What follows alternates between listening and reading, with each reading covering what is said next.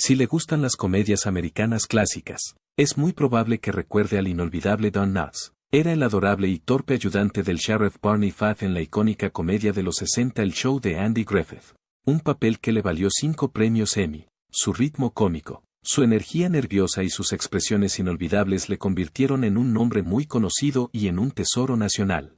Don Knotts falleció tristemente en 2006, pero durante sus últimos momentos ocurrió algo increíblemente emotivo y completamente inesperado. Mientras yacía en su lecho de muerte, su hija, Karen Knotts, estaba a su lado, cogiéndole de las manos y consolándole en todo momento. En ningún momento se separó de él, manteniéndose firme incluso cuando su padre, el hombre que hizo reír a millones de personas, se enfrentaba al final de su vida.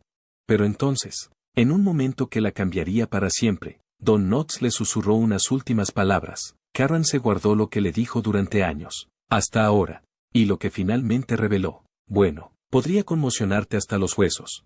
Sigue mirando para descubrir lo que dijo. La horrible infancia de Don Knotts mucho antes de que Don Knotts se convirtiera en un icono ganador de 5 premios Emmy, conocido por sus ojos muy abiertos, su tartamudeo, su energía nerviosa y sus papeles que hacían reír a Estados Unidos. Era Jesse Donald Knotts, un niño de un hogar desestructurado de Morgantown, Virginia Occidental. Don fue el bebé inesperado de una familia con problemas. Su madre, Elsie Lucetta Knotts, ya tenía 40 años cuando él nació, y era el menor de 4 hermanos. Su padre, William Jesse Knotts, era un granjero duro, en otro tiempo autosuficiente, pero que se deshacía poco a poco bajo el peso de la esquizofrenia y el alcoholismo. Apenas un mes antes de la llegada de Don, la familia tuvo que abandonar su granja. Eran tiempos difíciles, el hogar de los Knotts no era cálido, la enfermedad mental de su padre a menudo se tornaba violenta. Más tarde, Don recordó momentos aterradores en los que su padre le amenazaba con un cuchillo. Para sobrellevarlo, el joven Don se refugiaba en su imaginación, construyendo un mundo privado que era más seguro, divertido y mucho más indulgente que aquel en el que vivía. Sus hermanos mayores, William y Ralph, apodados Sid, eran prácticamente adultos cuando Don llegó.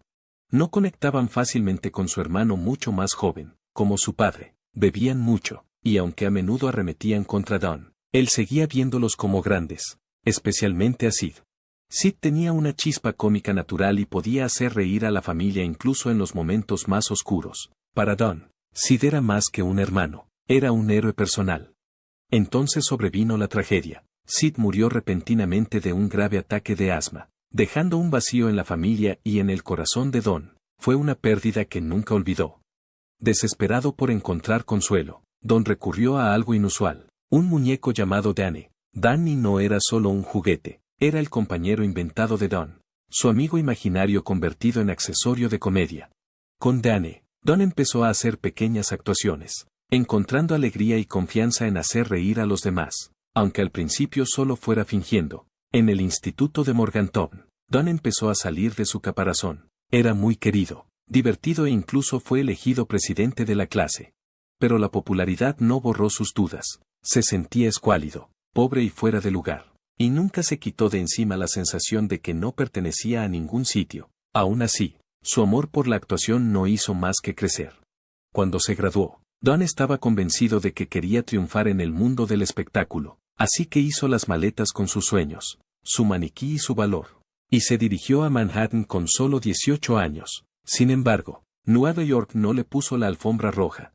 Su primera audición fue un fracaso. Y la gran ciudad no era amable con un chico tímido y sin contactos. Cabizbajo, pero no derrotado, Don regresó a casa y pronto se alistó en el ejército de los Estados Unidos durante la Segunda Guerra Mundial. Irónicamente, fue allí, mientras servía a su país, donde encontró un público inesperado. Actuó en espectáculos de variedades del ejército, utilizando su humor para levantar la moral de sus compañeros. Fue su primera experiencia real, y a la gente le encantó. Después de la guerra, Don no abandonó su sueño. En lugar de eso, volvió a estudiar. Se matriculó en la Universidad de Virginia Occidental y se licenció en educación con especialización en oratoria, graduándose en 1948. Se unió a la fraternidad Phi Sigma Kappa, perfeccionando sus dotes de oratoria y continuando alimentando al artista que llevaba dentro. A partir de ahí, el mundo empezó a abrirse. Primeros años de carrera. Don Knotts pasó casi 3 años en E. de junio de 1943 a enero de 1946. No como soldado en las trincheras, sino para levantar la moral. Sirvió en el 6817 Batallón de Servicios Especiales, una unidad construida no para el combate, sino para la comedia. Su trabajo, hacer reír a las tropas, y así lo hizo, viajando por todo el Pacífico, actuando en el espectáculo de variedades itinerante del ejército, Stars and Grabs. No era solo un payaso con uniforme, estaba condecorado.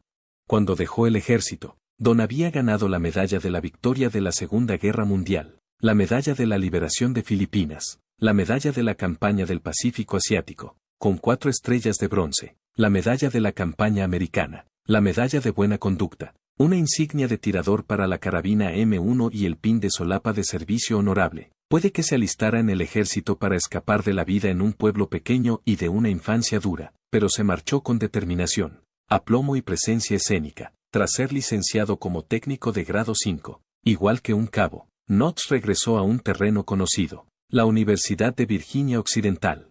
Esta vez era diferente, no era solo un estudiante, era un veterano con historias que contar, un ritmo que perfeccionar y una presencia escénica moldeada por las multitudes en tiempos de guerra. En el campus se convirtió en el centro de atención, actuando con regularidad y recuperando la confianza en sí mismo.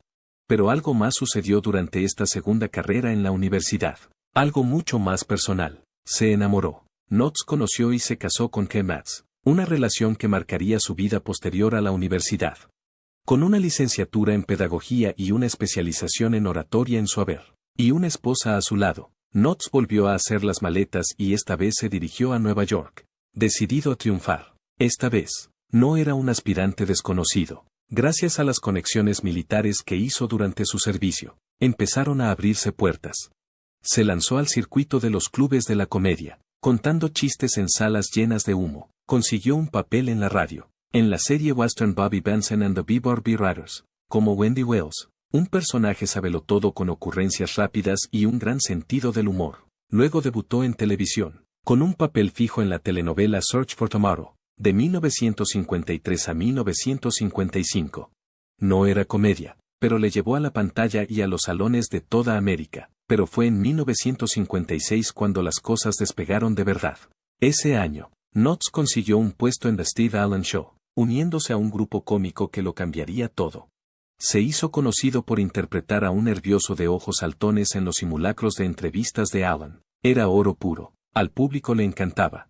El personaje no distaba mucho del propio Knotts, ansioso, enjuto, inseguro, pero convirtió esos rasgos en pura magia, fuera de la pantalla. Su química con la estrella en ascenso Andy Griffith ya estaba burbujeando.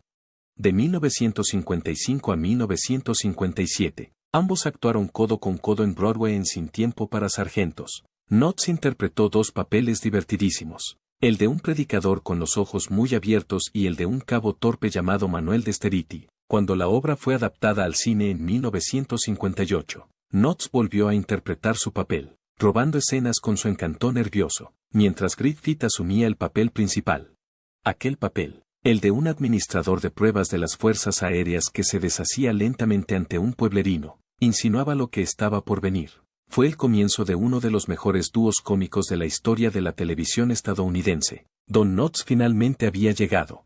La primera esposa de Don Knotts. Cuando Catherine Matz conoció a Don Knotts, no era una cualquiera, era hija de un ministro, inteligente, refinada y educada para hacer las cosas según las reglas. Sobre el papel, no tenía nada en común con Don, un chico flaco, nervioso y bromista de vida dura, pero al amor no le importa el papel. Knotts no se echó atrás. Se inclinó hacia ella con encanto, humor e implacable ingenio, la golpeó con su mejor material, y en poco tiempo, ella estaba enganchada. Catherine rompió su compromiso y comenzó a ver a Don. 2 años después, se casaron, pero el amor era solo una parte del plan. Knotts aún quería algo más grande, algo con lo que había soñado desde la infancia, cuando los amigos imaginarios eran su único público. Quería triunfar, no solo sobrevivir, sino triunfar de verdad. Así que, en 1949, con una flamante esposa y solo $100 en el bolsillo, Knotts volvió a dar el paso. Dejaron atrás Virginia Occidental y se dirigieron a Nueva York, un lugar que ya lo había masticado una vez. Esta vez no fue muy diferente. llamó al mismo tipo de puertas y, de nuevo, los directores de casting pasaron de largo, demasiado torpe, demasiado nervioso, demasiado raro. No tenía el aspecto ni la presencia que buscaban, e incluso su comedia, pulida en escenarios de guerra y espectáculos universitarios, no parecía dar en el blanco en la ciudad que nunca duerme. Aún así, siguió esforzándose, poco a poco, fue consiguiendo pequeños papeles, sobre todo en la radio. Uno de sus primeros papeles recurrentes fue en un western infantil llamado Bobby Benson and the Beaver Riders, donde interpretaba a Wendy Wells, un personaje secundario de lengua afilada y hablar rápido. No era glamuroso, pero le pagaban, y lo que es más importante, le permitió seguir adelante. Puede que Knots no fuera una sensación de la noche a la mañana, pero fue escalando, pacientemente, persistentemente, una broma a la vez. 7 años de trabajo pasaron volando antes de que Don consiguiera su primer gran papel en una comedia de Broadway, No Time for Sergeants. A pesar de su gran momento en Broadway, su mayor recuerdo de la serie fue el coprotagonista que conoció y que cambiaría su vida para siempre, Andy Griffith. Las cosas estaban mejorando para Don, pero cada ventaja tiene sus inconvenientes. Su papel en Broadway lanzó a Knots a varias oportunidades. Sin embargo, su apariencia era muy distinta a la del protagonista tradicional. De hecho, siempre le asignaban papeles secundarios que hacían que las estrellas principales de sus proyectos parecieran aún más heroicas. La mayoría de los actores odian la idea de estar atados a un tipo de personaje, y Don probablemente no era diferente. Sin embargo, su mayor papel de todos le ataría aún más a interpretar el papel de compinche tonto, el show de Andy Griffith en 1960. Knots vio a su viejo amigo Andy Griffith en el piloto de un nuevo programa y tuvo una idea. Llamó a Griffith y le dijo en broma que necesitaría un ayudante en la serie y que debería ser él.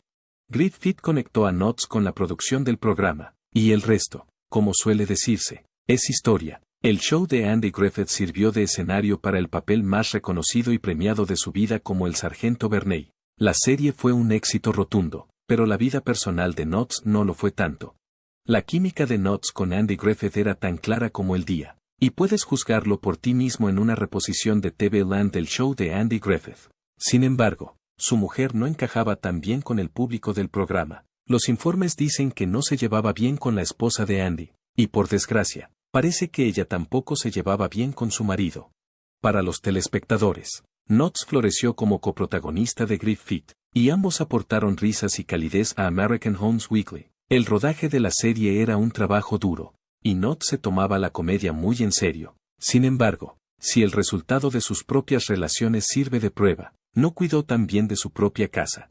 Las jornadas de 10 horas en el plató de una serie de éxito empezaron a cansar a la familia de Don Knotts, especialmente a su mujer, Catherine. Cuanto más famoso y ocupado se hacía Knotts, más se distanciaban. Se divorciaron después de 13 años y 2 hijos. Podría ser que Knotts estuviera demasiado ocupado con su familia, pero parece que había factores más siniestros. Don Knotts luchaba contra la ansiedad. Knotts luchaba contra su vida como cómico mucho antes de triunfar en los años 60. De hecho, cuando hacía pequeñas actuaciones en directo, era incapaz de levantarse de la cama durante horas y a veces incluso días antes de una actuación. A menudo interpretaba a un hombre nervioso en el escenario a modo de broma. Resulta que sus miedos personales no eran tan divertidos. Knotts sufría de ansiedad, y su ansiedad antes de actuar le afectaba tanto que los médicos le recetaron medicación para la ansiedad en los años 50. Como muchos artistas de Hollywood, no es de extrañar que Knotts acabara dependiendo demasiado de las pastillas, añadiendo la adicción a sus problemas. Quizá hubiera podido sobrellevar la vida con ansiedad, pero Knotts tenía problemas mucho peores. Knotts a menudo se sentía físicamente enfermo, tanto que mostraba síntomas en un estado de hipocondría. En resumen, se engañó a sí mismo haciéndose creer que estaba enfermo cuando en realidad se encontraba perfectamente bien. Esto sin duda interfirió en su vida personal, y ciertamente hizo todo lo que pudo para sobrellevarlo, pero al final las cosas empeoraron tanto que no tuvo más remedio que pedir ayuda a los profesionales. Los profesionales pudieron ayudarle, pero en última instancia, Knotts ya había engañado demasiado a su mente. Su nueva fama le proporcionó la vida de riqueza, mujeres y éxito con la que soñaba, pero su pasado seguía atormentándole. Knotts luchó por superar los recuerdos de su difícil infancia, e incluso maldijo a Dios en una sesión de terapia mientras intentaba encontrar la forma de curarse. Enfermo, ansioso y deprimido, Knotts también luchaba contra el insomnio. y todos sus problemas mentales acabaron por llevarle a la madriguera del conejo, abandonando el show de Andy Griffith. A lo largo de su vida, Don Knotts ganó un total de 5 premios Emmy por su papel en The Andy Griffith Show, pero ni el éxito de la serie ni su estrecha amistad con Andy fueron suficientes para retenerle. El programa continuaría durante varias temporadas más, pero Knotts lo dejó oficialmente en 1965 porque creía que la serie terminaría tras 5 temporadas.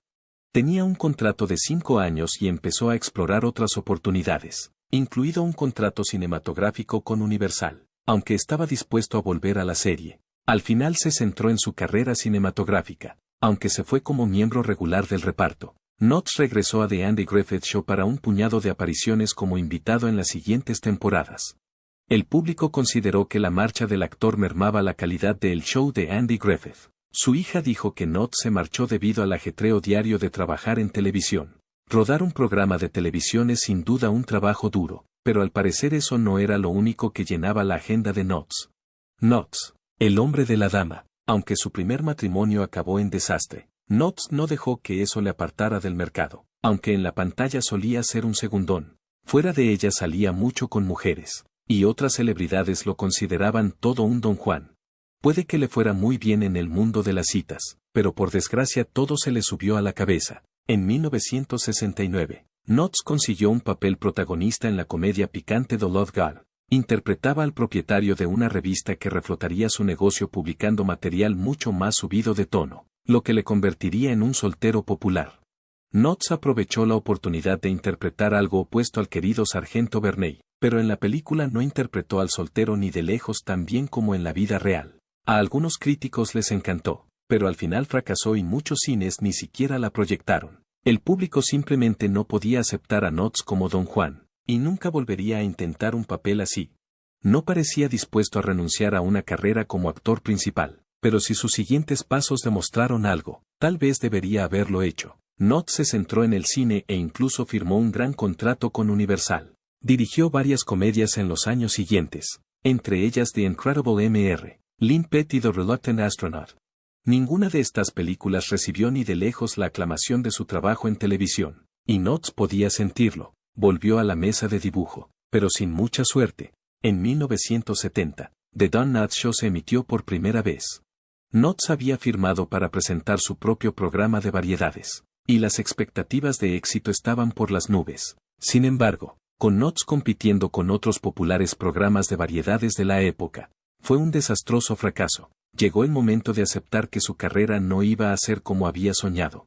10 años de correrías con docenas de mujeres hermosas probablemente cansaron a Knotts, que volvió a enamorarse, esta vez de la bellísima Laura Lee Chachnya. Gran parte de su relación se mantuvo en secreto, pero lo que no permaneció en secreto fue el hecho de que la vida de Knotts seguía en espiral. Parecía que no podía mantener todo en orden.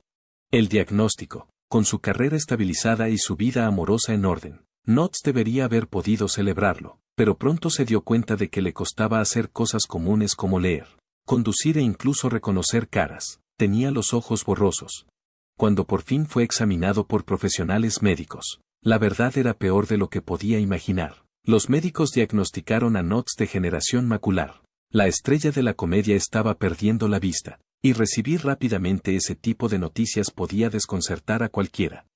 Por desgracia, Knotts no era diferente. Puede que pensara en cómo la ceguera podría acabar con su carrera, pero su vista no era lo peor. La idea de perder la vista le hizo entrar en una espiral descendente.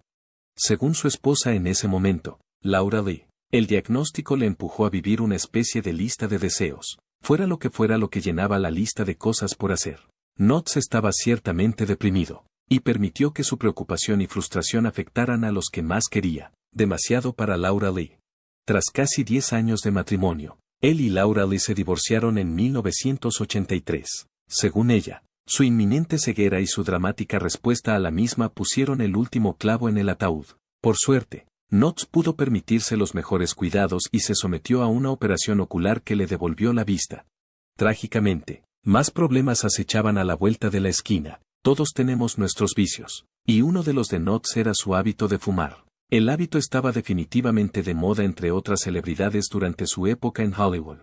A su favor hay que decir que acabó abandonando el hábito con la edad, quizá porque los riesgos empezaron a ser más conocidos. pero el daño ya estaba hecho, y su intento de reforma llegó demasiado tarde. Los médicos diagnosticaron a Knotts un cáncer de pulmón a principios de la década de 2000, a pesar de que había abandonado el mal hábito más de 10 años antes. Después de todo, había vencido a la ceguera y, por tanto, se sentía esperanzado sobre su supervivencia. Quizá por eso lo afrontó de un modo poco habitual. Incluso cuando quedó claro que necesitaba quimioterapia, Knotts ocultó a sus hijos la gravedad de su diagnóstico. Tenía fama de hacer reír a todo el mundo, incluidos sus hijos, y probablemente quería que las cosas fueran ligeras. Knotts también estaba seguro de que vencería al cáncer. Claramente tenía esperanzas, tanto que aún así procedió con un gran cambio de vida. La mujer que lo consiguió todo. En 1987, Knotts trabajó en una comedia llamada What a Country. Ya era mayor y rondaba los 60, y la producción contrató a una joven y bella actriz, Francie Yarborough, para que ayudara a Knotts a memorizar sus diálogos. Aunque el espectáculo en sí no resultó ser nada muy especial, su encuentro con Frances debió de serlo, teniendo en cuenta lo que hizo al volver a verla. A pesar de su enorme diferencia de edad, ambos se enamoraron. Frances dice que acabó enamorándose de su vulnerabilidad y que se casaron en 2002. Por desgracia, nunca sabremos si este era el amor que Knotts siempre buscó, ya que se les acabó el tiempo juntos demasiado pronto. En 2006, el estado de salud de Knotts dio un giro trágico. La quimioterapia no fue suficiente para combatir el cáncer y Knotts sufrió complicaciones derivadas de su diagnóstico. Su estado evolucionó más allá de lo que podía ayudar su estancia en el hospital, y regresó a casa, moribundo o no. Knotts siguió haciendo de las suyas hasta el final. Su última esposa, de solo 4 años, heredó millones en propiedades una vez que él falleció. Dejó su tiempo con él más enriquecida que nunca. ¿Qué dijo la hija de Don Knotts? Si había un hombre que vivía para reír, ese era Don Knotts. Hasta el final, se mantuvo fiel a lo que le definía. Ni la fama, ni los premios, ni siquiera Barney Fife. Lo que realmente definía a Don Knotts era su inquebrantable capacidad para hacer reír a la gente, incluso cuando tenía motivos para no hacerlo. En sus últimos días, hospitalizado y debilitado, Don Knotts no abandonó el papel que había interpretado toda su vida. El espectáculo unipersonal con un ritmo impecable, según su hija Karen. Incluso cuando se acercaba el final de su vida, encontraba la manera de gastar bromas y mantener a la sala en vilo. Cuando se estaba muriendo, nos hacía reír a carcajadas. Se estaba muriendo literalmente, pero hizo algo o dijo algo que hizo que a mi madrastra y a mí nos diera un ataque de risa. Pero en la crudeza de ese momento, Karen hizo lo que ahora lamenta, salió corriendo de la habitación. No porque estuviera triste, sino porque se estaba riendo tanto que no podía soportar la idea de hacerlo delante de su padre moribundo. Me dije a mí misma, no quiero estar ahí de pie delante de este hombre, mi querido y amado padre, que se está muriendo y riendo. Años más tarde, compartió la historia en una entrevista con Closer Weekly, y un amigo director, Howard Stern, le ofreció una perspectiva diferente. Deberías haberte quedado y reírte a carcajadas. Para eso viven los cómicos. Estuvo de acuerdo Karen. Él tenía razón, dijo ella. Debería haberme quedado allí y haberme echado a reír, porque eso es exactamente lo que Don hubiera querido. Don Knotts no solo era divertido en la pantalla. Era divertido hasta la médula. En una entrevista con Amity Legends, Don reflexionó sobre el origen de su humor. Creo que fue porque crecí rodeado de comedia con mis hermanos, especialmente mi hermano Sado. Creo que simplemente se convirtió en parte de mi persona. Creo que nunca lo pensé conscientemente. Simplemente se convirtió en instintivo. Instintivo es una palabra que aparece a menudo cuando se habla de Don Knotts. Su hija Karen lo describió mejor cuando dijo, no ensayaba su calidez. No estudió su humor, salía de él como el aliento. No intentaba hacer reír a los demás. Era algo que tenía que hacer. Al final, Don Knotts ofreció su última actuación de la misma forma que todas las anteriores, con una sonrisa, una ocurrencia, y el objetivo de dejar a su público un poco más ligero. Y aunque su hija se marchó durante su último chiste, las risas que dejó resonarán a través de generaciones, porque Don Knotts no solo nos dejó recuerdos, nos dejó alegría y personajes inolvidables. Reunidos de nuevo, aunque el tiempo y la distancia habían hecho que Don Knotts y Andy Griffith se distanciaran a lo largo de los años, el vínculo que construyeron durante el show de Andy Griffith nunca se desvaneció del todo. En los últimos días de Knotts, ese vínculo resurgió en silencio. Igual de inquebrantable, Griffith se dirigió a la cabecera de Don en el UCLA Medical Center. negándose a que su amistad terminara sin una despedida, aunque Knox no podía hablar. Griffith sabía que su viejo amigo aún podía oírle. Estuve con él hasta las 6 o 6:30 de esa noche, dijo Griffith en una entrevista con Larry King. Él no podía responder, pero yo sí, pude decirle que le quería, y le pedí que respirara, que siguiera respirando. Jess. El apodo de Jess no era de dominio público. Don le había confiado una vez a Andy que su verdadero nombre era Jassy, un nombre que nunca le gustó, pero Griffith, siendo Griffith, gentilmente lo reclamó en ese momento privado y sagrado de despedida. Me lo hizo saber una vez, dijo Andy, y siempre le llamé Jess. En respuesta, Knox movió ligeramente el hombro, su forma de decir, te escucho. Sigo aquí. Era pequeño, pero inconfundible, y Griffith, siempre el amigo intuitivo, entendió. Más adelante en la entrevista, King les preguntó si sabían que era el final. Me temo que sí, admitió Griffith sombríamente. No lo sabíamos. No lo supe hasta ese momento. Estuvimos allí, y en la UCLA fueron muy amables con nosotros. Griffith contó que mientras esperaban cerca de la sala de urgencias, él y otros oyeron al médico decir a la mujer de Don, Francie, que su corazón se había parado en la ambulancia, pero que se había reiniciado. Sí, lo sabíamos, dijo Griffith, se veía venir.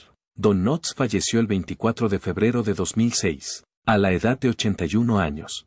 Muchos artistas consideran a Don Knotts una inspiración, independientemente de lo que él mismo pensara de sus logros. No hizo todo lo que pensaba, pero hizo mucho más que muchos en su misma posición. En Virginia, su ciudad natal, hay una estatua en su honor, y aún se le puede disfrutar en televisión y cine en muchas emisoras y servicios de streaming.